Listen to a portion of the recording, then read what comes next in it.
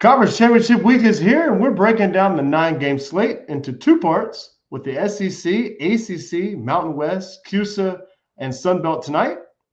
We've got a lot to get into, so let's kick it off with some CUSA action. Kennesaw State traveling to Jacksonville State. Total right now is 59.5 with Kennesaw State a short road favorite. Bobby, before the season, neither of these teams were picked to be here, with Kennesaw State being a 50-1 shot and Jacksonville State being 8-1. Kennesaw State comes into this one winning 9 of their last 10, and that lone loss was to Jacksonville State in this same venue. Bobby, what will be different this time for the Owls as they head back to Jacksonville? And could this be the highest scoring game of conference title weekend?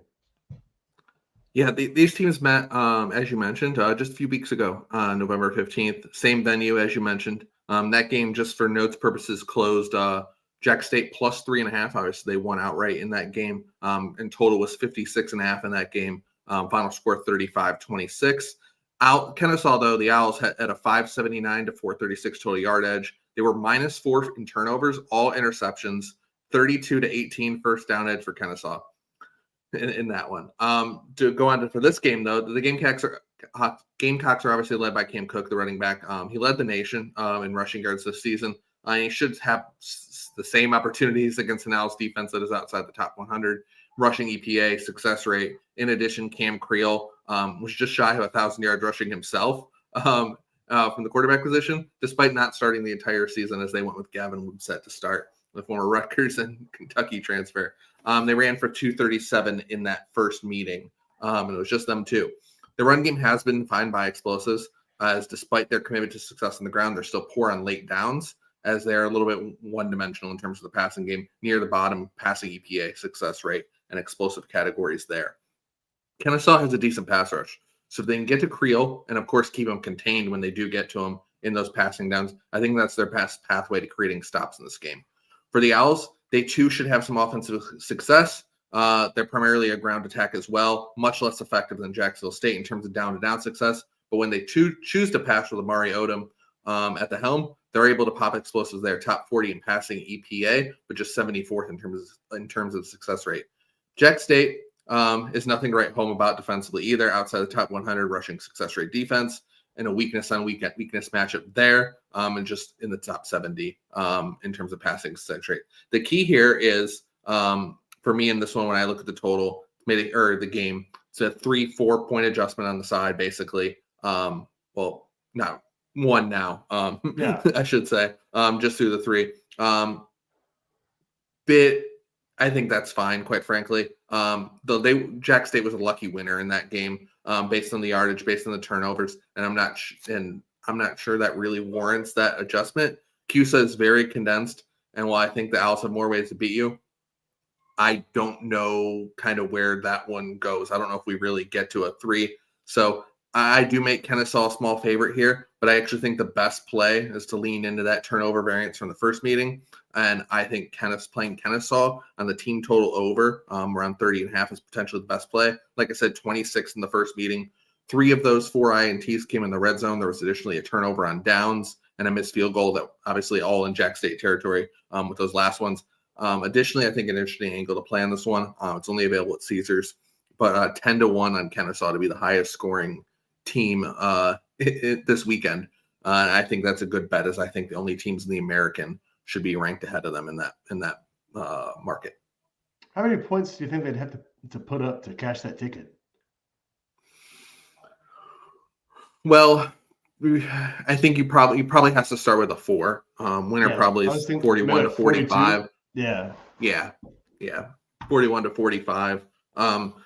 In that market particularly, like, I definitely think they should be ahead of Texas Tech and James Madison in that market because of the defenses of their opponents, quite frankly. And then in that Tulane North Texas game, in a game we'll talk a little bit about tomorrow, I think there could just be more methodical drives in that one. But I agree with those 2 teams being ranked ahead of them, Kennesaw, and should be the first 2 names listed in that market. I just think Kennesaw should be priced with Texas Tech as like the 3rd. Right. In that 5-1 range. So I think that if you want to take a shot this weekend, I think that's a decent one. In the most lopsided game of Conference Championship Week, Troy currently catching anywhere from 22.5 to 24 in the market with a total of 47. James Madison has been the bully of the Sun Belt most the entire season. They had the early test we thought against Old Dominion and blew them out too. So James Madison with a point to prove possibly in this one as well, as they were finally ranked by the playoff committee and are still trying to get into the playoffs. So perhaps still looking for some style points. Bobby, do you have a first half angle here on the total? Yeah. Well, do kind of think about the first half under here in this one. I guess we'll kind of start at the end. JMU is really good and has started slow. Their offense has picked up in the second half. So I'm interested in that one here, and I'm not sure Troy can really score. This market, early JMU money, this game did open like 20.5 at some spots, 21, and obviously out to the 23.5 mix that you kind of mentioned off the top here. Dukes did just get ranked in the College Football Playoff Committee poll a few minutes ago. JMU's offense was stuck in the mud to start the year in Sun Belt play. Figured it out with Alonzo Barnett and Matthew Sluka once they separated them, committed to Barnett, and just kind of, quite frankly, stopped telegraphing run and pass. I know we broke that down a bit when we broke down the Old Dominion game early in the year, and they really 450 burgers in their last 5 games for the Dukes. The thing with James Madison, so obviously they're crushing Sun Belt competition as we mentioned here. James Madison, they're a complete team, top 10 in terms of defense, your traditional yards per play metric, success rate, EPA.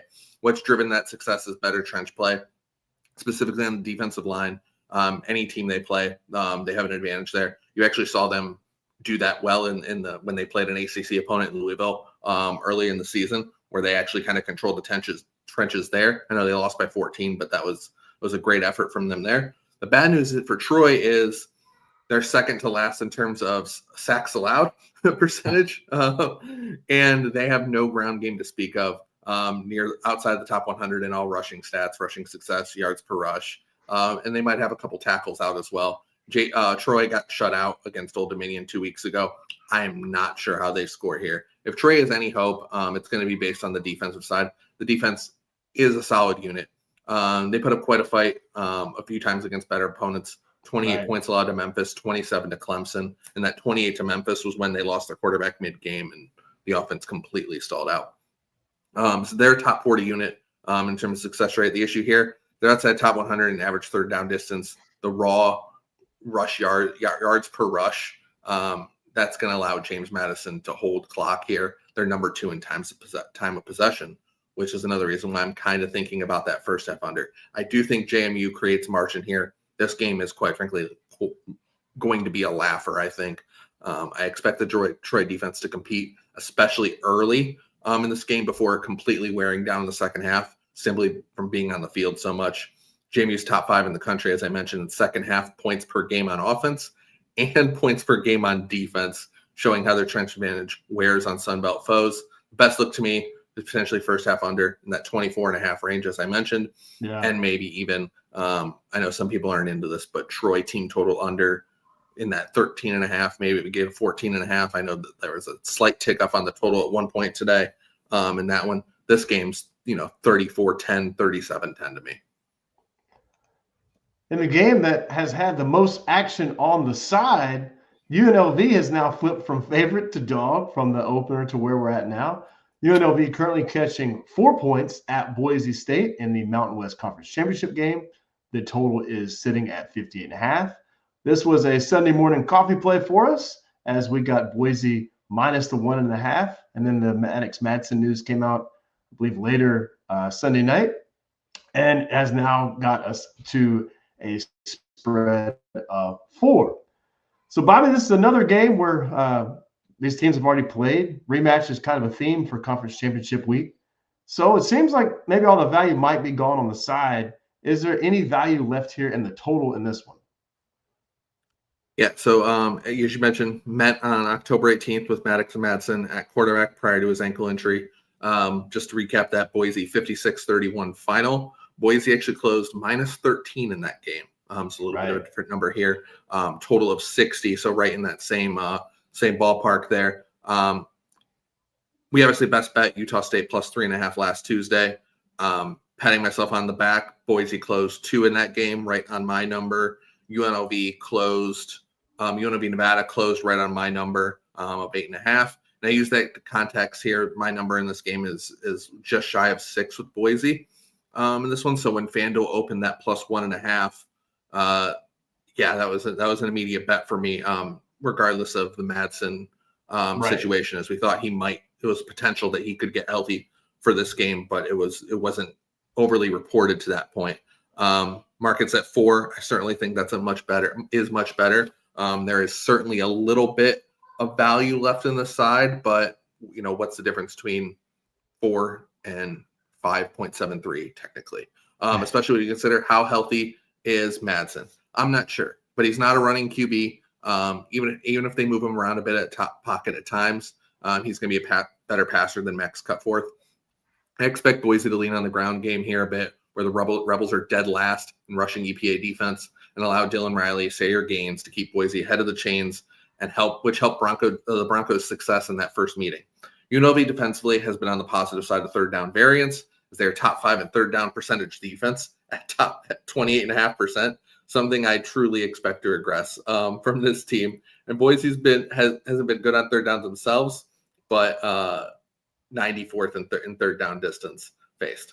For the Rebels defense, or for the Rebels, Anthony Calandra has cleaned up some of his Jameis Winston-like tendencies, being a wild man who could quite frankly throw a touchdown to either team on any snap. Dan Mullen has done a great job reeling that in. They have a top 10 offense, both rushing and passing this season. I mentioned in weeks past, Boise being a top 10 pass defense, and I do think that's fluffed with Mountain West passing offenses. Because actually UNLV has a decent rating as far as pass defense goes as well, just not being in the top, outside of the top 100. In the first meeting, UNLV leaned on the ground game as well and used Calandra's legs, 13 carries for 87 yards in this one. Fully expect more of the same here, and that is because it's a potential win game. Wasn't able to check before the show today, but I know we were looking 15-mile-per-hour winds when I looked yesterday in this game, and then there were some areas around Boise that were going to be in the 20-mile-per-hour range. So if obviously that shifts, we could obviously get a potential win game here, which will suppress that total a bit. And obviously I do think that helps Boise in terms of their rush defense for UNLV just being dead last. And that, like we mentioned, Sunday morning coffee, we bet Boise off those earlier numbers. I still think it's short. Is it worth a bet? Maybe a little bit.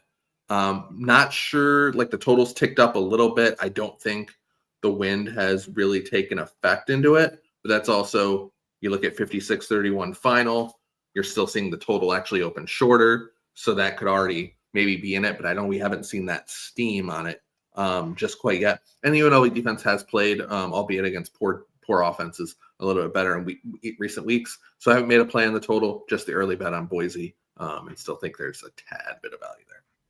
Yeah, per Odds Trader, pulling this up for our live viewers so you guys can see. Per Odds Trader, I'll get the graphic off the screen. Game time, looks like we got a lot of precip, and as Bobby mentioned, some light winds, but looks like a lot of rain in the forecast, not just at game time, but also leading up to game time. So it could be some soggy field conditions on the turf, but we shall see as we get closer to game time.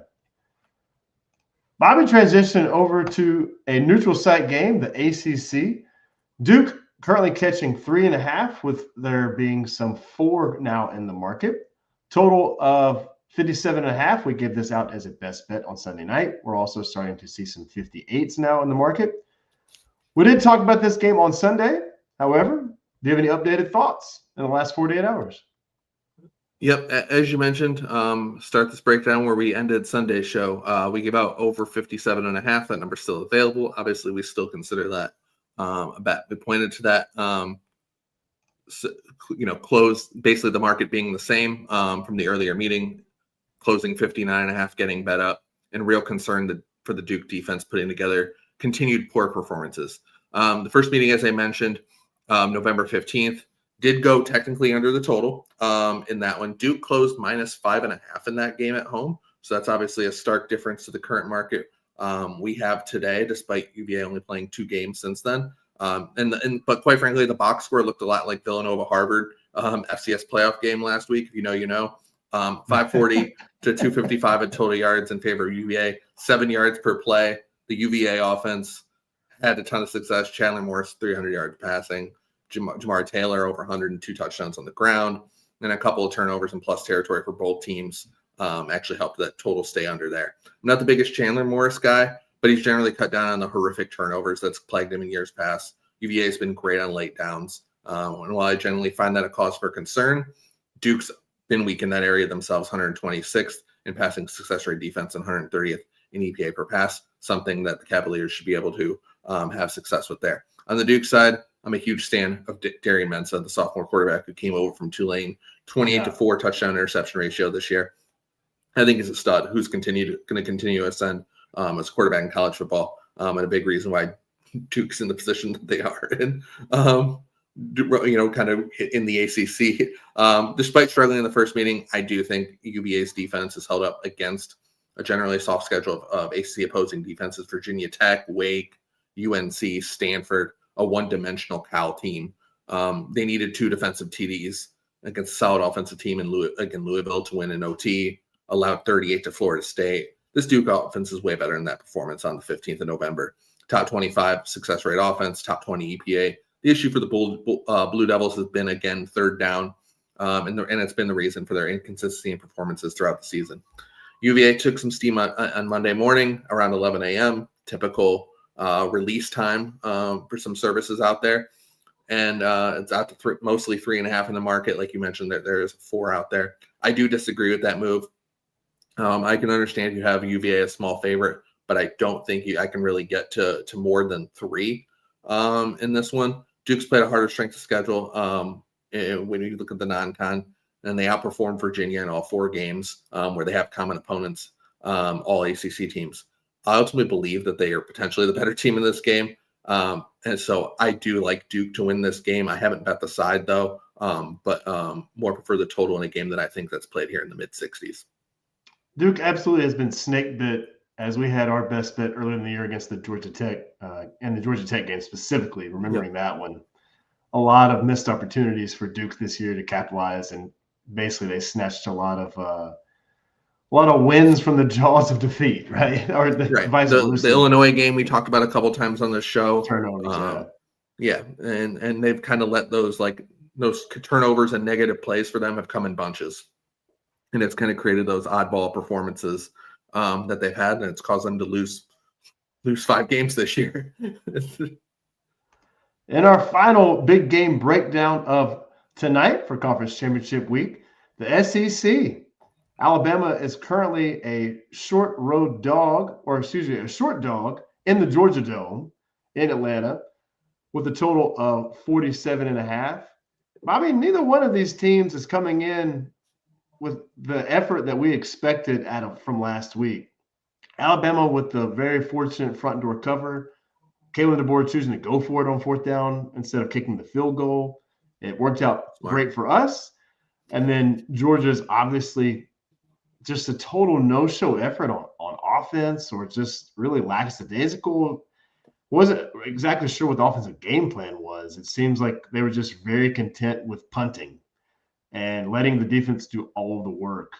I agree with what Brad Powers said on their show on Monday. If you would have told me that Georgia Tech would score 9 points in that game, I'd bet a car that Georgia would cover the spread, especially since we saw all the money come in on Georgia.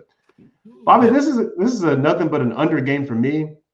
Alabama has come across looking very predictable, one-dimensional on a Ty Simpson that is now increasingly getting inaccurate. He's not putting the ball, he's not locating the deep ball. Perhaps there's some injury. He took a lot of shots in that Auburn game. Not exactly sure how healthy this guy's going to be. And the Georgia defense has actually stepped up and looked better in recent weeks versus how we saw them to start the year. You throw in those offensive performances from last week and, big game conservative coaches, I got to look to nothing but the under in this game. Bobby, what are your thoughts? Well, I guess I'll start where we let off the first episode of CFB 900. We gave out 3 season-long futures in that game, or on that show. Virginia Tech under 6.5 wins. That Army under 7.5 wins. Those are both winners. The last one was Alabama to win the SEC at 5-1. Here we are in the game. Great ticket. Coin game line near a coin flip. Right. So definitely got some plus EV on that one.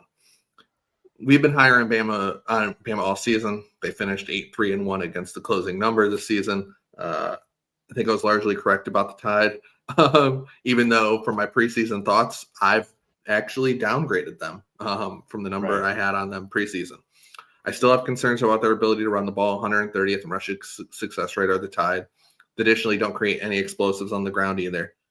Ty Simpson overall on the season, if you look at all 12 games, has probably exceeded my expectations, and I thought the receivers would potentially carry him this season, as I was really high on that unit in particular. But he's processed his reads well, made little mistakes, 25-4 ratio. But however, in November, really since the Oklahoma game, things have been a bit off. Accuracy seems to be falling off, as you mentioned. They're not creating the explosive pass. He's running for his life in that Auburn game, and just honestly looked quite a bit disheveled.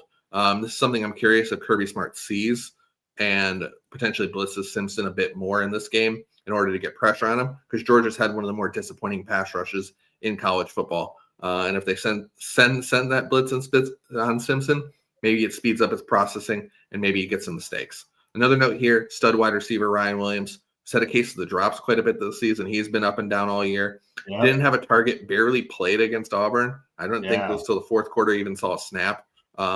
That reason is unclear. I'm not really sure why that was, but it's honestly really underreported in this one. For Georgia, I'm still confused by the Bulldogs' effort on that same field last Friday against Georgia Tech. They seemed content to just run right up the middle at them and not go at a very weak Georgia Tech secondary. But they weren't scoring on them. The Bulldogs ran the ball very well against Alabama in the first meeting in September. 7 yards per rush, 225 overall, 24-21 loss in Athens. And that was without using Gunner Stock in the run game, something we've seen teams take advantage of defensively with the QB on the running game. I do expect maybe for them to get Gunner more involved here. Additionally, the Bama rush defense is outside the top 100 in defending rush explosives, something that we saw Georgia pop a few times in that first meeting. Also, special teams could be a major factor here in a game lined 2.5 and 47.5. Alabama's kicker, Connor Talley, 13-27 on field goals, including 3 of 5 from 20 to 29 yards.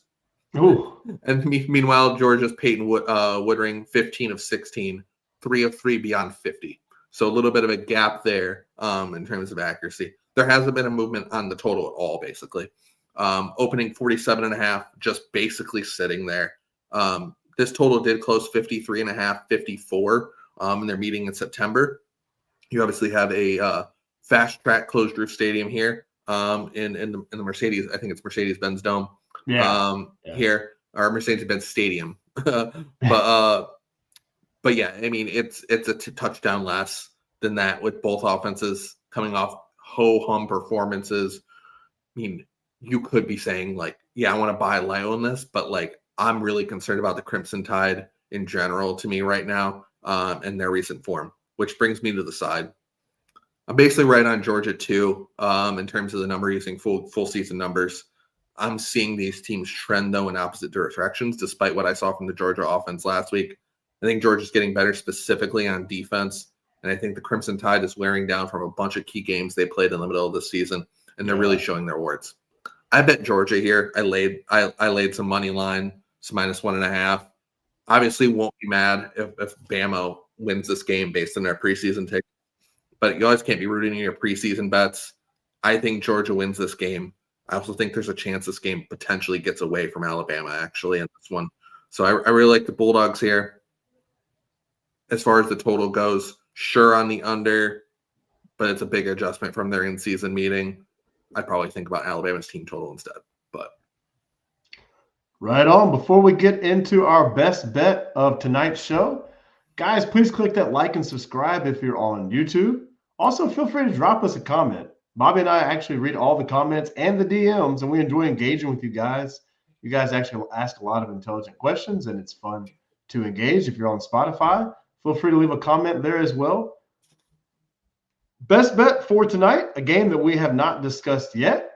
Texas Tech BYU under 49.5. We'll have a full game breakdown of this one tomorrow night, but want to go ahead and get this to you guys now. So, Bobby, can you walk us through the under here in Tech BYU? Yeah, obviously Tech is going to have a huge advantage in the trenches here. It's going to slow the BYU run game, LJ Martin, like they did in the first meeting. In that one, it's a continued lack of trust for the Tech offense, putting together sustained drives against defenses and defensive coordinators like Jay Hill that I respect a ton. I think we're about a point and a half high here, and we saw some of that under money kind of tick down from 50.5 to 49.5 today. I think it could continue to tick down as limits continue to rise throughout the week. So obviously talk about this one more tomorrow, but wanted to give this one out today. Texas Tech BYU under 49.5. You can follow Bobby at BobbyDigital2 on Twitter. You can follow the show on Twitter at CFB900.